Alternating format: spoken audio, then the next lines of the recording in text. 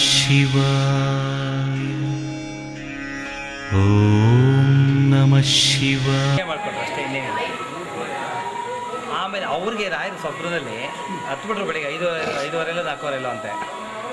ಎಷ್ಟು ಮಟ್ಟಿಗೆ ಅಂದರೆ ಆ ಜಾಗದಲ್ಲಿ ಬೃಂದಾವನ ಏನು ಆಗ್ತಾ ಇದೆಯಲ್ಲ, ದೇವಾನ ದೇವತೆಗಳು ನಾವು ಹೇಗೆ ನಿಮಗೆ ಒಂದು ಇನ್ವಿಟೇಷನಲ್ಲಿ ಶಂಕರಕರ್ಣನ ಅವತಾರ, ಅಲ್ಲಿ ಬ್ರಹ್ಮದೇವರು ಅವ್ರಿಗೆ ಅನುಗ್ರಹ ಮಾಡಿದ್ದು, ಹಾಗೆ ನರಸಿಂಹದೇವರು ಪ್ರಹ್ಲಾದ, ಮತ್ತು ಹೇಳ್ತಾ ಸಾಕ್ಷಿ ಏನು ಅಂದರೆ ಈ 48 ದಿನ ಹೋಮ ನಾವೇನು ಏರ್ಪಾಡು ಮಾಡ್ಕೊಂಡಿದ್ದೀವಿ ಅದು ಯಾರು ಒಬ್ಬ ವ್ಯಕ್ತಿಯಾಗಿ ಮಾಡಲಿಕ್ಕೆ ಸಾಧ್ಯವೂ ಇಲ್ಲ, ಅಥವಾ ಕೋಟಿ ಇಟ್ಕೊಂಡು ಮಾಡೋಕ್ಕಾಗಲ್ಲ. ಅವರ ಪ್ರೇರಣೆ ಅವರೇ, ಪ್ರೇರಕರು ಅವರೇ, ನಿರ್ಮಾತರು ಅವರೇ, ಕರೆಸ್ತೋರು ಅವರೇ, ಮಾಡ್ಕೊತಾ ಇರೋದು ಅವರೇ, ಎರಡನೇ ಮಾತಿಲ್ಲ.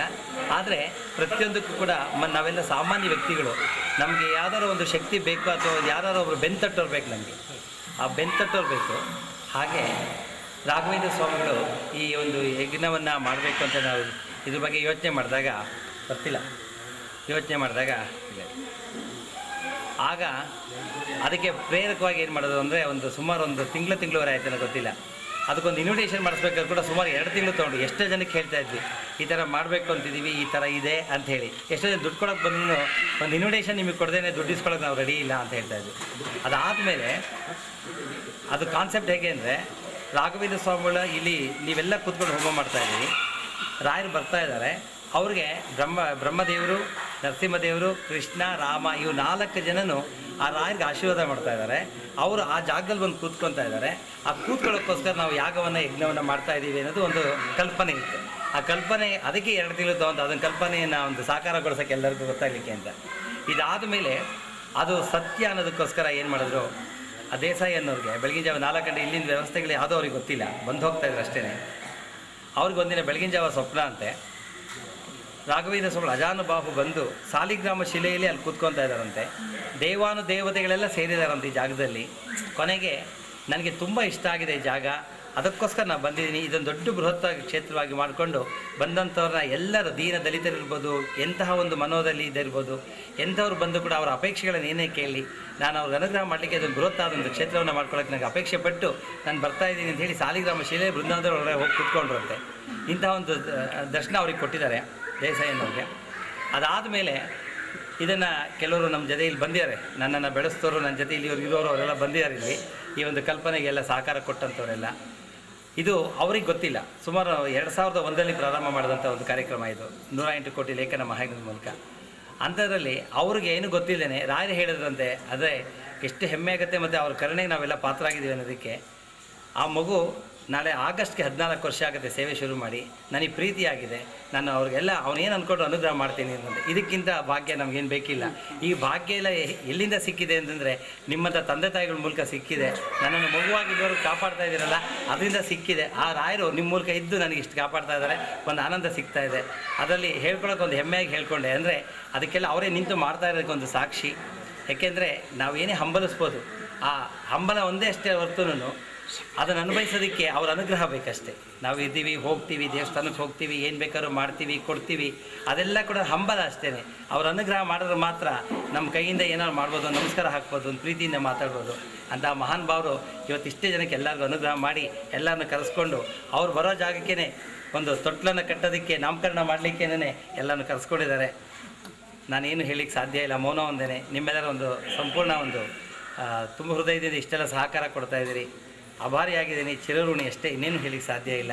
ಯಾಕೆಂದರೆ ಇದು ಎಲ್ಲರ ಕೈಯಿಂದ ಆಗ್ತಾ ಇರೋದು. ಕನಸು ಯಾರು ಬೇಕಾದ್ರೂ ಕಾಣ್ಬೋದು, ಅದು ನನಸಾಗಬೇಕಾದ್ರೆ ಎಷ್ಟು ಕೈಗಳು ಬೇಕು, ಎಷ್ಟು ಮನಸ್ಸುಗಳು ಬೇಕು ಅನ್ನೋದಕ್ಕೆ ಕಾಮಧೇನು ಕ್ಷೇತ್ರದ ಸಾಕ್ಷಿ ಅಷ್ಟೇ. ಆದರೆ ಒಂದು ಒಳ್ಳೆ ಮನಸ್ಸಿದ್ರೆ, ಒಂದು ಒಳ್ಳೆಯ ಭಾವನೆ ಇತ್ತು ಅಂದರೆ ಅದಕ್ಕೆ ಎಂಥವ್ರು ಕೂಡ ಬರ್ತಾರೆ ಅನ್ನೋದಕ್ಕೂ ಕೂಡ ಕಾಮಧೇನು ಕ್ಷೇತ್ರದ ಸಾಕ್ಷಿ. ಇದೇ ಅಭಿಮಾನ, ಸಹಕಾರ ಯಾವಾಗಲೂ ಕಾಮಧೇನು ಕ್ಷೇತ್ರದ ಮೇಲೆ ನಿಮ್ಮ ಮಗುವಾದ ನನ್ನ ಮೇಲೂ ಇರಲಿ ಅಂತ ಪ್ರಾರ್ಥನೆ ಮಾಡ್ತೀನಿ. ಇನ್ನು 2 ನಿಮಿಷದಲ್ಲಿ ಅರ್ಚಕರು ಬರ್ತಾರೆ, ಪ್ರಾರ್ಥನೆ ಮಾಡಿಸ್ತಾರೆ.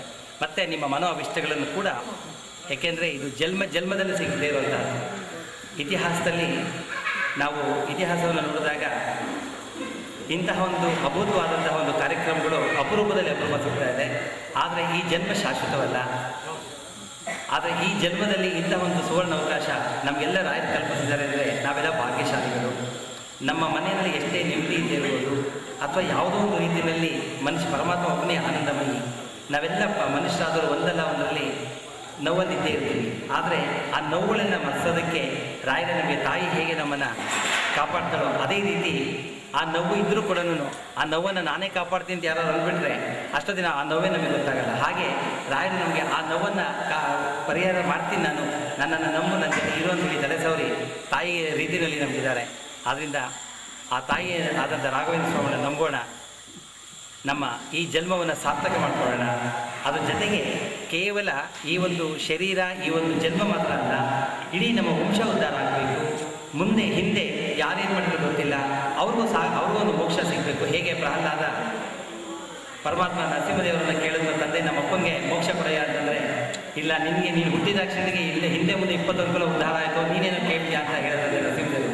ಹಾಗೆ ಇವತ್ತಿನ ದಿನ ಸೇರಿದಂಥ ರಾಘವೇಂದ್ರ ಸ್ವಾಮಿಗಳನ್ನೇ ಇಲ್ಲಿ ಕರೆಯೋದಕ್ಕೋಸ್ಕರ ದೇವತೆಗಳ ಮೂಲಕ ಎಲ್ಲರನ್ನು ಇಲ್ಲಿ ಕರೆಯೋದಕ್ಕೋಸ್ಕರ ಬಂದಂಥ ಮಿಸ್ಸರ್ ಲಕ್ಷ್ಮೀನಾರಾಯಣರು ಅವರನ್ನು ಪ್ರಾರ್ಥನೆ ಮಾಡ್ತಾ ಇರೋದ್ರಿಂದ ಇಲ್ಲಿ ನೆರೆದಂತಹ ಎಲ್ಲರ ವಂಶ ಉದ್ಧಾರ ಆಗಬೇಕು. ಮುಂದೆ ಕೂಡ ಭೂಮಂಡಲ ಇರುವಂಥ ಒಂದು ಇದು ನಾವ್ಯಾರು ಇರುವಂಥದ್ದಲ್ಲ, ಆದರೆ ನಮ್ಮ ವಂಶ, ನಮ್ಮ ಮನೆತನ ಯಾವಾಗಲೂ ಸದಾ ನೆಮ್ಮದಿಯ ತಾಣ ಆಗಬೇಕು. ಕೇವಲ ಐಶ್ವರ್ಯ ಅಲ್ಲ, ಆದರೆ ಆಂತರಿಕವಾಗಿ ನಾವು ಶ್ರೀಮಂತರಾಗಬೇಕೆ ಹೊರತು ಬಾಹಿಕವಾಗಿ ಅಲ್ಲ ನಾವು ಶ್ರೀಮಂತರಾಗಬೇಕಾಗಿರೋದು. ಅದು ಯಾವತ್ತಿಗೂ ಕಳ್ಕೊಂಡ್ಬಿಡ್ತೀವಿ. ಆದರೆ ನಿಜವಾಗ್ಲೂ ನಮಗೆ ಬೇಕಾಗಿರೋದು ಸಮಾಧಾನ, ಶಾಂತಿ, ನೆಮ್ಮದಿ, ಆರೋಗ್ಯ, ಅಂತಹ ಒಂದು ಭಾಗ್ಯವನ್ನು ಇಡೀ ನಮ್ಮ ವಂಶಕ್ಕೆ ಕೊಟ್ಟು ವಂಶವನ್ನು ಉದ್ಧಾರ ಮಾಡಲಿ ಅಂತೇಳಿ ಇವತ್ತೆಲ್ಲರೂ ಪ್ರಾರ್ಥನೆ ಮಾಡೋ ರೀತಿಯಲ್ಲಿ ಇವತ್ತು ಕಾರ್ಯಕ್ರಮ ಸ್ಟಾರ್ಟ್ ಆಗಿದೆ. ಮತ್ತು ಇವತ್ತಿನ ಒಂದು ವಿಶೇಷ ಮೃತ್ಯುಂಜಯ ಹೋಮ ಇದೆ. ಅದರಿಂದ ಯಾವುದೇ ರೀತಿಯಾದಂಥ ಮೃತ್ಯು ಬಾಧೆ ಇಲ್ಲದೆ ಹೋಗ್ತೀವಿ, ಆದರೆ ನೋವಲ್ಲಿ ಹೋಗೋದು ಬೇಡ, ಸಮಾಧಾನದಲ್ಲಿ ಹೋಗಬೇಕು, ಯಾರ ಪರಾಧೀನ ಆಗಬಾರ್ದು. ಮತ್ತು ನಮಗೆ ಒಳ್ಳೆಯ ಒಂದು ಇದನ್ನು ಕೊಡಬೇಕು ಅಂತೇಳಿ ಎಲ್ಲ ಪ್ರಾರ್ಥನೆ ಮಾಡ್ತಾ ರಾಯರನ್ನು ಕೂಡ ಇಲ್ಲಿ ಕರೆಯೋದಕ್ಕೋಸ್ಕರ ಪ್ರಾರ್ಥನೆ ಮಾಡ್ತೀವಿ. ಇನ್ನೊಂದು ಕೆಲವೇ ನಿಮಿಷದಲ್ಲಿ ಅರ್ಚಕರು ಬರ್ತಾ ಇದ್ದಾರೆ. ಎಲ್ಲ ನಿಮ್ಮ ಮನೋಭಿಷ್ಟಗಳನ್ನು ಪ್ರಾರ್ಥನೆ ಮಾಡ್ಕೊಳ್ತಾ ಇರಿ. ಇದೇ ಒಂದು ವಿಶೇಷ. ಮತ್ತು ಏನಾದರೂ ತಮಗೆ ಅನುಭವ ಆಗಲಿ, ರಾಯರು ಈ ಕ್ಷೇತ್ರದಲ್ಲಿ ಸಾಕಷ್ಟು ಜನಕ್ಕೆ ಒಂದಲ್ಲ ಒಂದು ಜನರನ್ನು ಮಾಡ್ತಾ ಇದ್ದಾರೆ. ಅದು ನಾವು 142 ವರ್ಷಗಳಿಗೆ ನಾವು ರಾಯರನ್ನು ನೋಡಿದ್ರೂ ಗೊತ್ತಿಲ್ಲ, ಆದರೆ ಈ ಕ್ಷೇತ್ರದಲ್ಲಿ ಸಾಕಷ್ಟು ನಾವು ರಾಯರನ್ನ ಇದ್ದಾರೆ, ಅವರನ್ನು ನಂಬಿದ್ರೆ ಏನಾಗುತ್ತೆ ನಮಗೆ, ಅವರ ಕಷ್ಟ ಫಲ ಏನಿದೆ, ಅವರ ದರ್ಶನದ ಭಾಗ್ಯ ಏನಿದೆ, ಅವರಿಗೆ ಒಂದು ತುಪ್ಪದ ದೀಪವನ್ನು ಹಚ್ಚಿದಾಗ ನಮ್ಗೆ ಏನನ್ನು ಅವರು ಅನುಗ್ರಹ ಮಾಡ್ತಾರೆ ಅನ್ನೋದಕ್ಕೆ ಈ ಕ್ಷೇತ್ರದಲ್ಲಿ ಸಾಕಷ್ಟು ಅನುಭವಗಳನ್ನು ನಾವು ನೋಡ್ತಾ ಇದ್ದೀವಿ, ಕೇಳ್ತಾ ಇದ್ದೀವಿ. ಆದ್ದರಿಂದ ನಾವೆಲ್ಲರೂ ಪ್ರಾರ್ಥನೆ ಮಾಡಿಕೊಂಡು ಇಂಥ ಒಂದು ಅಪೂರ್ವವಾದಂತಹ ಪರಮ ಪವಿತ್ರವಾದಂತಹ ದಿವ್ಯವಾದಂತಹ ಭವ್ಯವಾದಂತಹ ರಾಘವೇಂದ್ರ ಸ್ವಾಮಿಗಳನ್ನ ಕರ್ಕೊಂಡ್ಬರುವಂತಹ ಆ ಉಳ್ಕೊಳ್ಳುವಂತಹ ಜಾಗದಲ್ಲಿ ನಾವೆಲ್ಲ ಇಂತಹ ಒಂದು ಸುವರ್ಣ ಅವಕಾಶವನ್ನು ರಾಯರನ್ನು ಕೊಡಿದ್ದಾರೆ. ನಮ್ಮೆಲ್ಲರನ್ನು ಉದ್ಧಾರ ಮಾಡ್ತೇವೆ, ಪ್ರಾರ್ಥನೆ ಮಾಡಿಕೊಳ್ಳಿ. ಮತ್ತು ನೀವು ಯಾವುದೋ ವಿಶೇಷ ಅನುಭವ ಆಗಿಸಿದ್ರೆ ಆ ಅನುಭವವನ್ನು ಒಂದು ಲಿಖಿತ ಮೂಲಕವಾಗಿರ್ಬೋದು ಅಥವಾ ಎದುರುಗಡೆ ಯಾವಾಗ ಬಂದಾಗ ಹೇಳಿಕೊಳ್ಳೋದನ್ನು ಅದು ಕಾಂಪಿಟೇಷನ್ನಲ್ಲಿ ಒಂದು ಇತಿಹಾಸ ಆಗುತ್ತೆ. ರಾಯರ ಇದು ಕೇವಲ ಯಾವುದೋ ಒಂದು ಊಟಕ್ಕಾಗಿ ಮಾಡ್ತಾ ಇರೋದಲ್ಲ, ಅಥವಾ ಯಾವುದೋ ಮೆಚ್ಚಕ್ಕಾಗಿ ಮಾಡ್ತಾ ಇರೋದಲ್ಲ. ನನ್ನ ಮನಸ್ಸನ್ನು, ದೇಹವನ್ನು ರಾಯರ ಸಮರ್ಪಣೆ ಮಾಡಿ ರಾಯರ ನೀನೇ ನಿನಗೋಸ್ಕರ ಮಾಡ್ತಾ ಇದ್ದೀನಿ.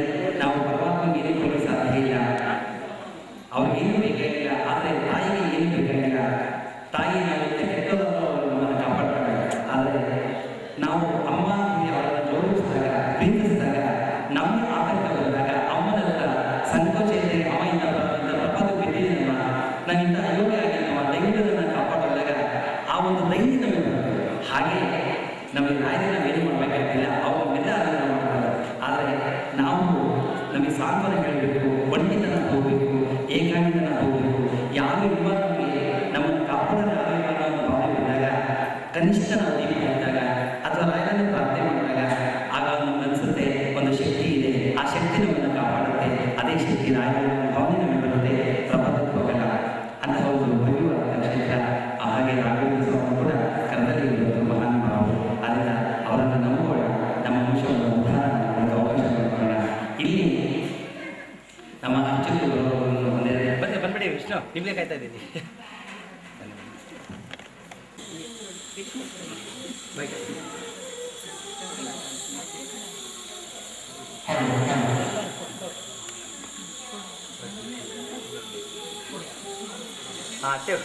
ಶ್ವಾಸೇಷು ಕಾರೇಷು ತಥೇಶ್ವರೇಶ್ವರಃ ಸರ್ವಸ್ವರೂಪಿ ಭಗವಾನ್ನಾದಿ ಮಮಾಸ್ತು ಮಾಂಗಲ್ಯ ವಿವರ್ಧಯೇ ಹರಿಃ. ಯತ್ರ ಯೋಗೀಶ್ವರ ಕೃಷ್ಣೋ ಯತ್ರ ಭರ್ತೋ ಧನುರ್ಧರಃ तत्र श्री विजयो भूतर्ध्रुवान् एतिर्मतिर्ममान् अनन्याश्चिन्तयन्तो मां ये जना पर्युपासते तेषां नित्याभियुक्तानां योगक्षेमं वहाम्यहं सर्वेषु आरम्भकालेषु त्रयस्त्रिभुवनेश्वराः देवादिशन्तु नः सिद्धिं ब्रह्मेशानि जनार्दन स्मृते सकलकल्याणं भाजनं यत्र जायते पुरुषं स्तमजं नित्यं व्रजामि शरणं हरिं सर्वदा सर्वकारेषु नास्तेषां मङ्गलं येषां हृदिस्थो भगवान् मङ्गलाय तनो हरिः मङ्गलं भगवान् विष्णुर्मङ्गलं मधुसूदनां मङ्गलं देवकी पुत्रो मङ्गलं गरुडध्वजा सर्वमङ्गलमाङ्गल्ये शिवे सर्वार्थसाधिके शरण्ये त्र्यम्बके देवी नारायणि नमोऽस्तुते ओं ध्याये नृसिंहवरवत्तरवित्तनेत्रं जानुप्रसक्तकरैर्मोतापराभ्यां चक्रं धरं च ददं प्रियासमेतं दिग्मांशकोटि अधिकतेजसमग्रशक्तिं रामाय रामभद्राय रामचन्द्राय वेदसे नाथाय रघुनाथाय सीताय पतये नमः ओं हरशम्भो महादेव विश्वेशामरवल्लभ शिवशंकर सर्वात्मन् नीलकण्ठनमोऽस्तुते तौं अर्थिकल्पितकल्पोऽयं प्रत्यक्षगजकेसरी व्यासतीर्थगुरुर्भूया तस्मदिष्टार्थसिद्धये तपो विद्याविरक्त्यादि सद्गुणोगाकरानहं वादिराजगुरुन् वन्दे हयग्रीवदयाश्रयान् पूज्याय राघवेन्द्राय सत्यधर्मरदाय च भजतां कल्पवृक्षाय नमतां कामधेनवे ಶ್ರೀಗುರುಭ್ಯೋ ನಮಃ. ಎಲ್ಲರೂ ದೇವರಲ್ಲಿ ಪ್ರಾರ್ಥನೆ ಮಾಡಿಕೊಳ್ಳುವಂಥದ್ದು. ಸರ್ವೇಷಾಂ ಕರ್ಮಣಾಮಾದೌ ದೇವತಾ ಪ್ರಾರ್ಥನಾಂ ವರಂ ಅಂತ. ನಾವು ಯಾವುದೇ ಒಂದು ಸತ್ಕರ್ಮವನ್ನು ಮಾಡಬೇಕಾದ್ರೆ ಮೊದಲು ದೇವರಲ್ಲಿ ಪ್ರಾರ್ಥನೆಯನ್ನು ಮಾಡಬೇಕಂತೆ. ದೇವರಲ್ಲಿ, ಗುರುಗಳಲ್ಲಿ, ಹಿರಿಯರಲ್ಲಿ, ರಾಜರಲ್ಲಿ ಹೋಗಬೇಕಾದ್ರೆ ಬರೀ ಕೈಯಲ್ಲಿ ಹೋಗಬಾರದು. ಮಂಗಳ ದ್ರವ್ಯಗಳನ್ನು ಇಟ್ಟುಕೊಂಡು ವಿಶೇಷವಾಗಿ ಅವರಲ್ಲಿ ಪ್ರಾರ್ಥನೆ ಮಾಡಿಕೊಳ್ಬೇಕಂತೆ. ಇವತ್ತಿನ ದಿವಸ ಆ ಗುರುರಾಯರ ಸನ್ನಿಧಾನದಲ್ಲಿ ಆ ಮೃತ್ಯುಂಜಯ ಹೋಮವನ್ನು ಮಾಡ್ತಾ ಇದ್ದೇವೆ. ನಾವು ಯಾವುದೇ ಒಂದು ಸತ್ಕರ್ಮವನ್ನು ಮಾಡುವಾಗ ತಿಳಿದು ಮಾಡಿದರೆ ವಿಶೇಷವಾಗಿರತಕ್ಕಂಥ ಫಲ ಅಂತ ಹೇಳ್ತಾರೆ. ಇವತ್ತಿನ ದಿವಸ ಮೃತ್ಯುಂಜಯ ಹೋಮವನ್ನು ಮಾಡ್ತಾ ಇದ್ದೇವೆ. ನಿಮಗೆಲ್ಲರಿಗೂ ಗೊತ್ತೇ ಇದೆ, ಆ ರಾಯರ ಬೃಂದಾವನ ಪ್ರತಿಷ್ಠಾಪನಾ ಸ್ಥಳದಲ್ಲಿ 48 ದಿವಸ ಬಿಡದೀರ ಆ ಸ್ಥಳದಲ್ಲಿ ವಿಶೇಷವಾಗಿ ಆ ದೇವರ ಕಾರ್ಯಕ್ಕೆ ಅಂದರೆ ಭಗವಂತನ ಅನುಗ್ರಹಕ್ಕೆ ಪಾತ್ರರಾಗಬೇಕು ಅಂಥೇಳಿ ಆ ಸ್ಥಳದಲ್ಲಿ ಸನ್ನಿಧಾನ ಆಗಬೇಕು ಅಂತ ಹೇಳಿ ಅಲ್ಲಿ 48 ದಿವಸ ಆ ಹೋಮ ವಿಧಾನಗಳನ್ನು ಇಟ್ಕೊಂಡಿದ್ದೇವೆ. ಭಗವಂತನಿಗೆ ಏನಾದರೂ ನಾವು ನೇರವಾಗಿ ಆಹುತಿ ಇತ್ಯಾದಿಗಳನ್ನು ಕೊಡಬೇಕಂತಾದರೆ ಯಾವುದನ್ನು ನಮ್ಮ ಕೈಲಿ ಕೊಡಲಿಕ್ಕೆ ಸಾಧ್ಯ ಇಲ್ಲ. ನಾವು ಮನೆಯಲ್ಲಿ ಎಲ್ಲಾದರೂ ಪೂಜೆ ಮಾಡಿ ಹಣ್ಣು ಫಲವಸ್ತುಗಳು ನೈವೇದ್ಯ ಮಾಡಿದ್ರೆ ಭಗವಂತ ತಿನ್ನೋದಿಲ್ಲ. ಭಗವದ್ಗೀತೆಯಲ್ಲಿ ಒಂದು ಮಾತಿದೆ, ಏನಂತ ಹೇಳಿದ್ರೆ ರಸಂ ವಿಪ್ರಾಗ್ನಿ ಜಿಹ್ವಾಭ್ಯಾಂ ಅಶ್ನಾಮಿ ಕಮಲಾಸನ ಅಂತ. ನೀವೇನಾದರೂ ಭಗವಂತನಿಗೆ ಅವನಿಗೆ ಕೊಡಬೇಕು ಅಂತ ಸಂಕಲ್ಪ ಮಾಡಿದ್ರೆ ಅಗ್ನಿ ಮೂಲಕದಲ್ಲಿ ಕೊಟ್ಟರೆ ಮಾತ್ರ ಭಗವಂತ ಸ್ವೀಕಾರ ಮಾಡ್ತಾನಂತೆ, ಇನ್ನೊಂದು ಬ್ರಾಹ್ಮಣರ ಮೂಲಕವಾಗಿ. ಹಾಗಾಗಿ ಯಾವುದೇ ಒಂದು ಸತ್ಕರ್ಮವನ್ನು ಮಾಡಿದರೆ ಅನ್ನದಾನ ಮತ್ತು ಯಜ್ಞ ಇದು ಎರಡರಲ್ಲಿ ಭಗವಂತನ ನೇರವಾಗಿರತಕ್ಕಂಥ ನೇರವಾಗಿ ಭಗವಂತನಿಗೆ ಕೊಡಬಹುದು ಅಂತ. ನಾವು ಹಣ್ಣು ಹಂಪಗಳನ್ನಿಟ್ಟರೆ ಭಗವಂತ ಸ್ವೀಕಾರ ಮಾಡುವುದಿಲ್ಲ, ಅದನ್ನು ಬರೀ ದೃಷ್ಟಿ ಮಾತ್ರದಲ್ಲಿ ಅದರ ರಸಭಾಗವನ್ನು ಸ್ವೀಕಾರ ಮಾಡ್ತಾನಂತೆ. ಹಾಗಾಗಿ ಭಗವಂತನಿಗೆ ವಿಶೇಷವಾಗಿರ್ತಕ್ಕಂಥದ್ದು ದೇವತೆಗಳಿಗೆ ಏನು ಅಂತ ಹೇಳಿದ್ರೆ ಆಜ್ಯಂ ಸುರಾಣಾಂ ಆಹಾರ ಆಜ್ಯಂ ಯಜ್ಞೇ ಪ್ರತಿಷ್ಠಿತಂ ಅಂತ. ಆ ತುಪ್ಪ ಎಲ್ಲ ದೇವತೆಗಳಿಗೆ ವಿಶಿಷ್ಟವಾಗಿರ್ತಕ್ಕಂಥ ಆಹಾರ ಅಂತೆ. ಆ ತುಪ್ಪದಿಂದ ನಾವು 48 ದಿನಗಳ ಕಾಲ ಎಲ್ಲ ವಿಶಿಷ್ಟವಾಗಿರ್ತಕ್ಕಂಥ ಮಧ್ವಾಚಾರ್ಯರ ಆ ತಂತ್ರಸಾರೋಕ್ತವಾಗಿರ್ತಕ್ಕಂಥ 48 ಮಂತ್ರಗಳಿಂದ ಪ್ರತಿನಿತ್ಯ ಹೋಮಿಸ್ತಾ ಇದ್ದೇವೆ. ಆ ಹೋಮ ಮಾಡಬೇಕಾದ್ರೆ ನಾವು ದೇವರನ್ನು ಆರಾಧನೆ ಮಾಡಬೇಕಾದ್ರೆ ತಾರತಮ್ಯ ಪ್ರಕಾರವಾಗಿ ಗಣಪತಿ, ನವಗ್ರಹ, ಮೃತ್ಯುಂಜಯ ಹೀಗೆ ತಾರತಮ್ಯ ಪ್ರಕಾರವಾಗಿ ಹೋಮಗಳನ್ನು ಮಾಡ್ತಾ ಬರ್ತಾ ಇದ್ದೇವೆ. ದಿವಸ ಆ ಮೃತ್ಯುಂಜಯ ಹೋಮವನ್ನು ಮಾಡ್ತಾ ಇದ್ದೇವೆ. ಮೃತ್ಯುಂಜಯ ಅಂತ ಹೇಳಿದ್ರೆ ಮೃತ್ಯುಂಜಯ ದೇವರಿಗೆ ರುದ್ರದೇವರು ಅಂತ ಕೇಳಿದ್ರು. ಯಾಕೆ ರುದ್ರ ಅಂತ ಹೇಳಿದ್ರೆ ರುಜಂ ದ್ರಾವಯತೀತಿ ರುದ್ರ ಅಂತ. ಅಂದರೆ ಮನುಷ್ಯನಿಗೆ ಬರತಕ್ಕಂಥ ರೋಗಗಳನ್ನು ನಾಶ ಮಾಡತಕ್ಕಂಥದ್ದು ರುದ್ರದೇವರಂತೆ. ರೋಗ ಅಂತ ಹೇಳಿದರೆ ಶರೀರಕ್ಕೆ ಬರತಕ್ಕಂಥದ್ದು ಮಾತ್ರ ರೋಗಗಳಲ್ಲ, ಮಾನಸಿಕವಾಗಿ ಬರತಕ್ಕಂಥ ರೋಗಗಳು ಬಹಳವಾಗಿರ್ತಕ್ಕಂಥ ಬಹಳ ಕೆಟ್ಟ ರೋಗ. ಶರೀರಕ್ಕೆ ಬಂದಿರತಕ್ಕಂಥ ರೋಗಗಳನ್ನು ನಾವು ಔಷಧಿಗಳಿಂದ ಗುಣ ಮಾಡ್ಕೊಳ್ಬೇಕು. ಆದರೆ ಮನಸ್ಸಿಗೆ ಬಂದ ರೋಗಗಳನ್ನು ಹೇಗೆ ಗುಣ ಮಾಡ್ಕೊಳ್ಬೋದು ಅಂದರೆ ಶಾಂತಿ ಕರ್ಮಗಳನ್ನು ಮಾಡಿಕೊಂಡಾಗ ಮನಸ್ಸಿಗೆ ಬಂದಂಥ ರೋಗಗಳು ಪರಿಹಾರ ಆಗುತ್ತೆ. ಹೇಗೆ ಯುದ್ಧಕ್ಕೆ ಹೋಗುವಾಗ ಶತ್ರುಗಳ ಆಘಾತ ತಾಗಬಾರದು ಅಂತ ಕವಚವನ್ನು ಧಾರಣೆ ಮಾಡಿಕೊಂಡು ಯುದ್ಧಕ್ಕೆ ಹೋಗ್ತಾರೆ. ಅದೇ ರೀತಿಯಾಗಿ ಕತ್ತಿಯಿಂದ ಬೀಳತಕ್ಕಂಥ ಹೊಡೆತವನ್ನು ತಾಡಿಬಹುದು. ಅದೇ ರೀತಿಯ ವಿಧಿಯ ಹೊಡೆತಗಳನ್ನು ನಾವು ಹೇಗೆ ರಕ್ಷಣೆ ಮಾಡ್ಕೊಳ್ಬೋದು ಅಂದರೆ ಇಂಥ ಯಜ್ಞ ಯಾಗಾದಿಗಳು, ಪೂಜೆ, ವ್ರತಗಳನ್ನು ಮಾಡಿಕೊಂಡು ಬರತಕ್ಕಂಥ ವಿಧಿಯ ಹೊಡೆತಗಳನ್ನು ನಾವು ನಿವಾರಣೆ ಮಾಡಿಕೊಳ್ಬೋದಂತೆ. ದೇಶ, ಕಾಲ ಮತ್ತು ಪಾತ್ರ, ನಾವು ಯಾವುದೇ ಒಂದು ಸತ್ಕರ್ಮವನ್ನು ಮಾಡಿ ಭಗವಂತ ಎಲ್ಲ ಸ್ಥಳದಲ್ಲೂ ಇದ್ದಾನೆ. ನಮ್ಮ ಮನೆಯಲ್ಲೂ ನಾವು ದೇವರ ಮನೆ ಅಂತ ಮಾಡಿಕೊಂಡಿರ್ತೇವೆ. ಆದರೆ ಎಲ್ಲಿ ವಿಶೇಷವಾಗಿ ಎಲ್ಲ ಜನಗಳು ಬಂದು ಸಾಮೂಹಿಕವಾಗಿ ಪ್ರಾರ್ಥನೆ ಸಲ್ಲಿಸ್ತಾರೆ ಅಲ್ಲಿ ವಿಶಿಷ್ಟವಾಗಿರತಕ್ಕಂಥ ಒಂದು ಶಕ್ತಿ ಇರುತ್ತಂತೆ. ಕಾಮಧೇನು ಕ್ಷೇತ್ರದಲ್ಲಿ ಸಾವಿರಾರು ಜನ ಬಂದು ಇಲ್ಲಿ ಅಂದರೆ ಭಗವಂತ ಹೇಳಿರತಕ್ಕಂಥ ಒಂದು ಯಜ್ಞದಲ್ಲಿ, ಒಂದು ಅನ್ನದಾನದಲ್ಲಿ ದಿನನಿತ್ಯ ಅನ್ನದಾನ ನಡೆಯುತ್ತೆ. ಅದೇ ರೀತಿಯಾಗಿ ಇಲ್ಲಿ ಯಜ್ಞ ಯಾಗಾದಿಗಳು ನಡೆಯುತ್ತೆ. ಸಾವಿರಾರು ಜನ ಬಂದು ಇಲ್ಲಿ ದೇವರಲ್ಲಿ ಪ್ರಾರ್ಥನೆ ಮಾಡ್ಕೊಳ್ತಾರೆ. ಮತ್ತೆ ಗುರುರಾಯರು ಏನು ಅಂತ ಹೇಳಿದ್ರೆ ಅತಿ ಪುಣ್ಯ ಮಾಡಿರ್ತಕ್ಕಂಥ ವಿಶೇಷ ಪುರುಷರವರು. ಅವರಿಗೆ ಆ ದೇವಿ ಕೇಳ್ತಾಳಂತೆ, ಪ್ರತ್ಯಕ್ಷವಾಗಿ ಏನಾದರೂ ಪಾಪವನ್ನು ಮಾಡು. ಯಾಕೆ ಅಂತ ಹೇಳಿದ್ರೆ ಮನುಷ್ಯನಾಗಿ ಹುಟ್ಟಿದ ಮೇಲೆ ಅವರಿಗೆ ಶಿಕ್ಷೆ ಅಂತ ಅನುಭವಿಸಲೇಬೇಕು. ಇಷ್ಟು ದಿವಸಗಳಾದರೂ ನಿಮ್ಮಲ್ಲಿ ಯಾವುದೇ ಪಾಪಕರ್ಮಗಳಿಲ್ಲ ಅಂತ ಅಷ್ಟು ಪುಣ್ಯವನ್ನು ಹೊಂದಿರತಕ್ಕಂಥ ಗುರುರಾಯರು 700 ವರ್ಷಗಳ ಕಾಲ ಬೃಂದಾವನದಲ್ಲಿದ್ದು 350 ವರ್ಷಗಳ ಕಾಲ ಬೃಂದಾವನದಲ್ಲಿ ಇನ್ನು 350 ವರ್ಷ ಕಾಲ ಅವರ ಗ್ರಂಥಗಳಲ್ಲಿ ಇರ್ತೇನೆ ಅಂತ ಅವರು ಘೋಷಣೆ ಮಾಡಿದ್ದಾರೆ. ರಾಯರದು 350ನೇ ವರ್ಷದ ಆರಾಧನೆ ಮುಗಿದೋಗಿದೆ. ಅದಾದ ನಂತರ ರಾಯರು ತಾವು ಬರೆದಿರ್ತಕ್ಕಂಥ ಗ್ರಂಥಗಳಲ್ಲಿ ಇರ್ತಾರೆ ಅಂತ ಅವರೇ ಹೇಳಿರ್ತಕ್ಕಂಥ ವಾಕ್ಯ. ಹಾಗಾಗಿ ವಿಶೇಷವಾಗಿ ಕಲಿಯುಗದಲ್ಲಿ ನಾವು ಇಲ್ಲಿ ಎಲ್ಲ ಜನಗಳಿಗೂ ರಾಯರು ಅನುಗ್ರಹ ಮಾಡ್ತಾ ಇದ್ದಾರೆ ಅಂದರೆ ಎಲ್ಲರೂ ಬರೆದಿರತಕ್ಕಂತಹ ಓಂ ಶ್ರೀ ರಾಘವೇಂದ್ರಾಯ ನಮಃ ಅಂತ ಗ್ರಂಥದಲ್ಲಿ ಇದ್ದಾರೆ ಅಂತ ಭಾವಿಸಿಕೊಂಡು ಅವರಿಗೆ ಒಂದು ಪ್ರಾಣ ಪ್ರತಿಷ್ಠೆಯಾಗಿ ಶಿಲೆಯ ರೂಪದಲ್ಲಿ ನಾವು ಮಾಡ್ತಾ ಇದ್ದೇವೆ ಅಂತ. ಇದರಲ್ಲಿ ಭಾಗವಹಿಸಲಿಕ್ಕೆ ವಿಶೇಷವಾಗಿರತಕ್ಕಂಥ ಭಗವಂತನ ಅನುಗ್ರಹ ಇರಬೇಕು. ದೇವರ ಆರಾಧನೆ ಮಾಡಬೇಕು ಅಂತ ಹೇಳಿದ್ರೆ ದೇವರು ಬಂದು ಕೋಲು ಹಿಡ್ಕೊಂಡು ನಮ್ಮನ್ನು ಈ ಹಸುಗಳನ್ನು ಮೇಯಿಸುವ ಥರ ಬಂದು ನೀನು ಅದು ಮಾಡು ಇದು ಮಾಡು ಅಂತ ಹೇಳೋದಿಲ್ಲ. ದೇವರು ಏನು ಮಾಡ್ತಾನೆ ಅಂತ ಹೇಳಿದ್ರೆ ನಮ್ಮ ಬುದ್ಧಿಗೆ ಪ್ರಚೋದನೆ ಮಾಡ್ತಾನಂತೆ, ಇಂಥ ಕಾರ್ಯಗಳನ್ನು ಮಾಡಿದರೆ ನಿನಗೆ ಒಳ್ಳೆಯದಾಗುತ್ತೆ ಅಂತ. ಹಾಗಾಗಿ ನಿಮಗೆಲ್ಲರಿಗೂ ಆ ಗುರುರಾಯರ ಪೂರ್ಣ ಅನುಗ್ರಹ ಆಗಿದೆ. ಹಾಗಾಗಿ ನೀವು ಎಲ್ಲರಿಗೂ ಮನಸ್ಸಿಗೆ ಬಂದು ಆ ಗುರುರಾಯರ ಸನ್ನಿಧಾನದಲ್ಲಿ ಈ ಸೇವೆಗೆ ಪಾತ್ರರಾಗ್ತಾ ಇದ್ದೀರಿ. ಇವತ್ತಿನ ದಿವಸ ಪ್ರಾರ್ಥನೆ ಮಾಡ್ಕೊಳ್ಳಿ. ಆ ರುದ್ರದೇವರ ಯಾಗವನ್ನು ಮಾಡ್ತಾ ಇದ್ದೇವೆ. ಯಾರಿಗಾದರೂ ಮಾನಸಿಕವಾಗಿ ಶಾರೀರಿಕವಾಗಿ ನಿಮಗೆ ನಿಮ್ಮ ಕುಟುಂಬ